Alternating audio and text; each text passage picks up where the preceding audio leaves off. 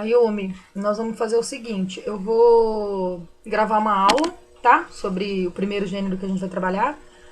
E daí você assiste, eu vou mandar no seu e-mail tanto o PowerPoint que eu tô usando, como o comando de redação, tá? Daí você assiste, vê o que você tem de dúvida, e daí a gente vai conversando pelo WhatsApp, tá joia?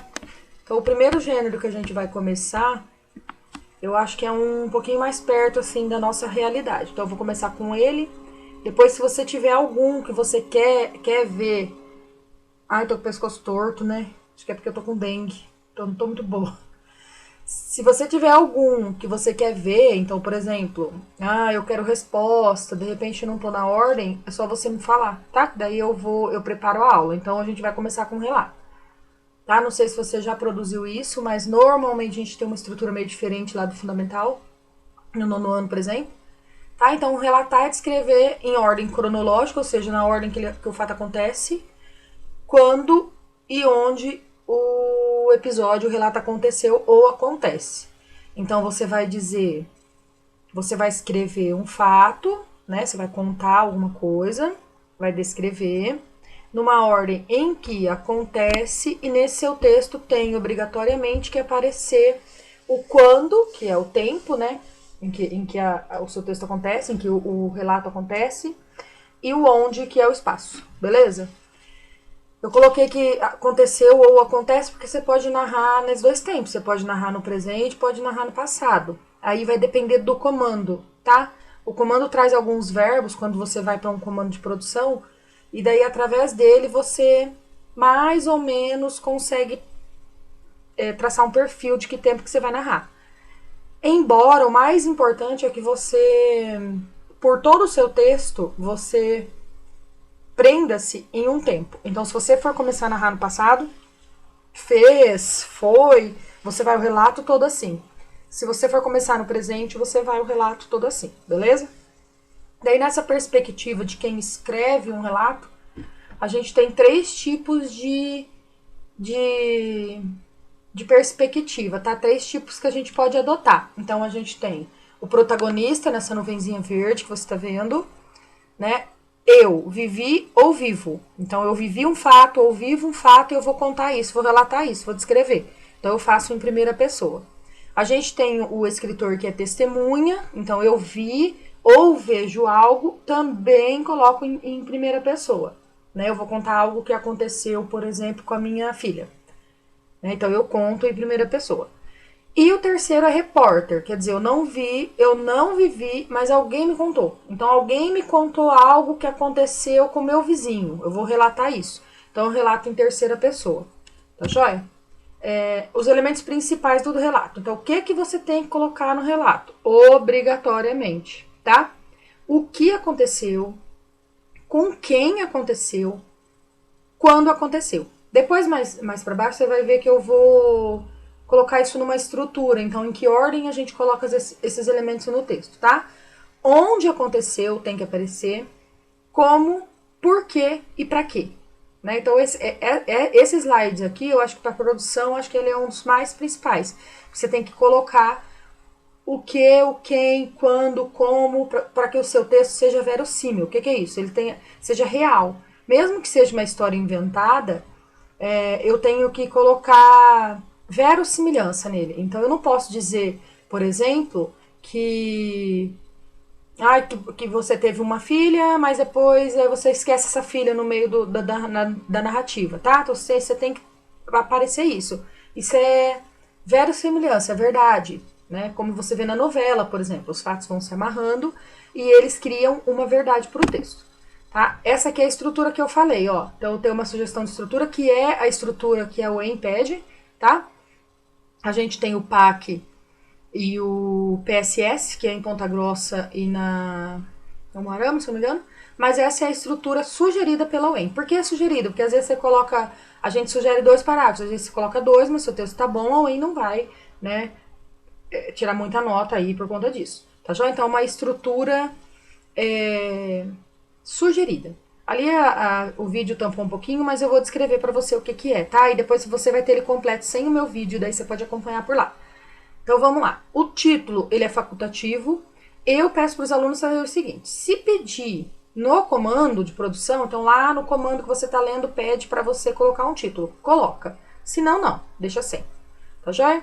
Então, na introdução, a gente sugere aí 2 parágrafos. Então, seria a introdução, o desenvolvimento e a conclusão num outro parágrafo. Mas você pode distribuir isso em 3 parágrafos também, desde que eles não fiquem muito diferentes, tá? Você não pode fazer um parágrafo com 10 linhas, aí o último parágrafo, que é a conclusão, você faz com 2. Daí você perde nota de coesão, tá joia? Eu vou passar para você também como que eu vou corrigir isso, porque eu vou corrigir a sua redação dentro da pontuação que a UEM faz. Tá? Só que a UEM corrige com 120, eu vou corrigir com 100. Se quiser, eu posso corrigir com 120 também, não tem problema, se a gente conversa depois. Então, vamos lá. Na introdução, você tem a apresentação do contexto. Então, você tem que colocar personagem, o nome, o papel social, ou seja, que papel ele exerce no texto. É um estudante, é um médico, é um biólogo, tá? É um refugiado, é a idade, mais ou menos ali. A apresentação do tema, então, sobre o que o relato vai relatar. Então, eu vou falar sobre refugiados. Então, tem que apresentar logo aí. E o espaço e o tempo. Então, vai se passar dentro de um restaurante há 3 meses atrás. Então, tudo isso já tem que aparecer na introdução, tá joia? No desenvolvimento, você vai colocar a apresentação das ações dentro de um espaço e de um tempo determinado. Então, se eu falei lá no começo que é dentro de um restaurante, há 3 meses atrás, eu tenho que permear o meu texto dentro disso. Então, tem que acontecer no restaurante, o restaurante é meu ou é do meu vizinho, enfim, e acontece em 3 meses. Há 3 meses eu contratei o cara e qual situação a gente tem hoje? Qual situação real a gente tem hoje com esse indivíduo, tá? Então, você tem que narrar certinho esses fatos. E a conclusão é o fechamento, ou seja, o desfecho dessas ações no passado, ou a experiência, né, o que você viveu, e a expectativa para o futuro. Então, lá no finalzinho, na conclusão do relato, você diz qual que é a expectativa do futuro para esse personagem. Então se ele é um refugiado, que ele está trabalhando, por exemplo, no restaurante, você vai, no fechamento, na conclusão, apresentar a expectativa dele. Então a expectativa dele é continuar trabalhando para poder cursar uma faculdade de Direito, tá? Então essa seria a expectativa. Parágrafo. Como eu já falei, o parágrafo não tem uma regra muito fixa. A UEM sugere 2, a gente segue mais ou menos o que a UEM pede, então a gente pede para que faça em 2 parágrafos. Tá? Normalmente os textos da UEM têm entre 15 e 22 linhas, então a gente pede para distribuir aí 2 parágrafos de 8, 10 linhas. Tá joia? O próximo, aqui eu coloquei um comando, tá? Para você perceber. Relato em primeira pessoa, porque ele pode ser em terceira também. Tá? Então esse é o exemplo de um em primeira. A escola onde você estuda está organizando um evento em homenagem à terceira idade. Então, como ela colocou aqui no presente, você já sabe que é onde você está estudando agora. Então, você pode ser, por exemplo, seu papel social pode ser um aluno de ensino médio, tá?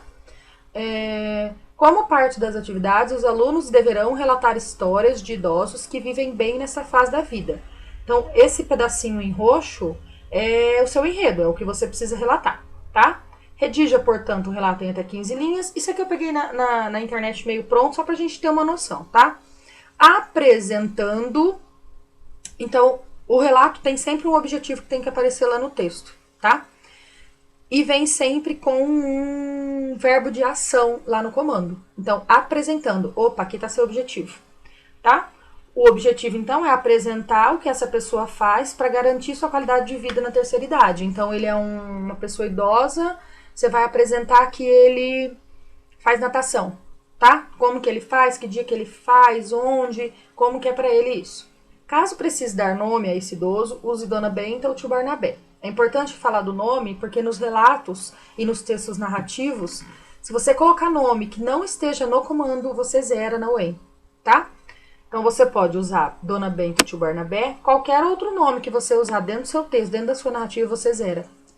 Né, porque ele marca como você estivesse se identificando. Então, por exemplo, eu corrijo o que a UEM pensa e as outras universidades, e daí isso vale para todas. Ele pensa assim, se eu fizer um relato, então eu sou professora, eu corrijo, dou aula para você particular. Professora, no meu relato, eu vou colocar, qualquer texto que eu escreva, a minha personagem vai ser uma professora que se chama Laura. Então, entende-se que, se eu pegar esse seu texto, eu consigo identificar você e dar nota. né? Então, por isso que você só pode usar os nomes que estão no comando. Caso contrário, não use nomes. Você traça um perfil, então o perfil lá tá pedindo um idoso. Então você trata um idoso que faz atividade física, que vive bem, mas não coloca nome, tá joia? Depois, com calma, você vai ler os relatos que eu coloquei aqui como exemplo, tá? Então, esse ano passado, ó, minha avó, Dona Benta, tem aos 59 anos, tá vendo esses azuizinhos? São as marcas dos elementos que eu falei. Atualmente, ó, a marca de tempo, minha avó vai ao médico e faz, tá vendo que marca esse relato em algo que ela tá fazendo? Começou, beleza? Então, marca ali o tempo. Marca também a questão do papel social. Ó, dona tem 79 anos e dá um show em muitos jovens da minha idade. Então quer dizer que você já apresentou que ela faz alguma coisa para viver melhor, como eu tinha colocado aqui. Ó, o objetivo, apresentar que essa pessoa faz para garantir a sua qualidade de vida. Né? Então lá você já apresentou, que está em vermelho, tá vendo? Em azul, você pode ver que são as marcas ali do tempo, os tempos verbais e não só o tempo verbal como vai, o passado, mas a questão de quando isso se dá. Então, atualmente, quer dizer que ela começou a caminhar e atualmente é integrante do projeto. Beleza? A gente tem aqui um relato de rotina. Um relato de rotina, normalmente a Wayne não cobra, tá? A Wayne cobra mais o relato pessoal, que é de experiência. Mas esse é um relato de rotina com o mesmo tema que vai falar, ó, em minha família temos o tio Barnabé, que aos 76 anos é um exemplo de terceira idade. Aí ele vai falar da rotina do idoso para encaixar na temática que é fazer atividade física, tá? Então, não é muito recorrente na Way, então eu vou pedir mais o outro. Se der tempo, a gente faz um de rotina também. Esse seria um comando, ó, um relato em terceira pessoa. Como repórter, redige um relato de uma experiência presenciada na qual apresente problemas gerados pela necessidade de exposição nas redes sociais. Caso julgue necessário, use um dos nomes a seguir. Então, esses são os nomes que você pode usar.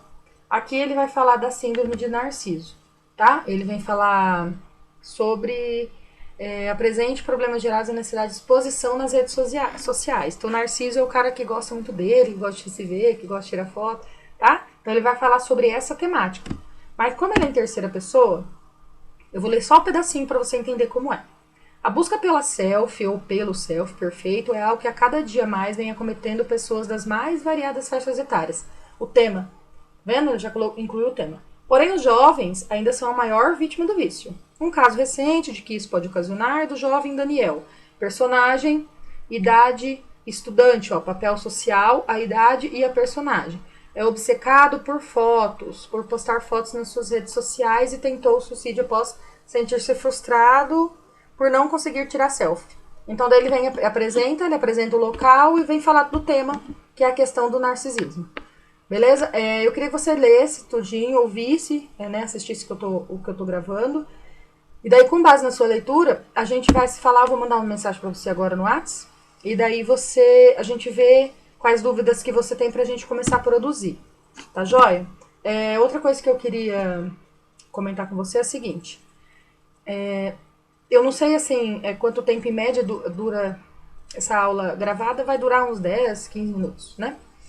Só que daí a gente vai distribuir isso ao invés de uma aula que eu faria aí na sua casa, por exemplo, de 45, 50, uma hora, eu vou distribuir isso. Então você vai assistir as aulas, vai ler os slides, vai ler o comando que eu coloquei e a partir daí a gente começa a conversar no WhatsApp, tá?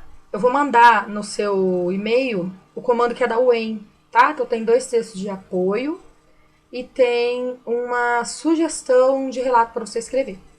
E daí pelo WhatsApp a gente fala daí sobre o que você tem que colocar nesse texto.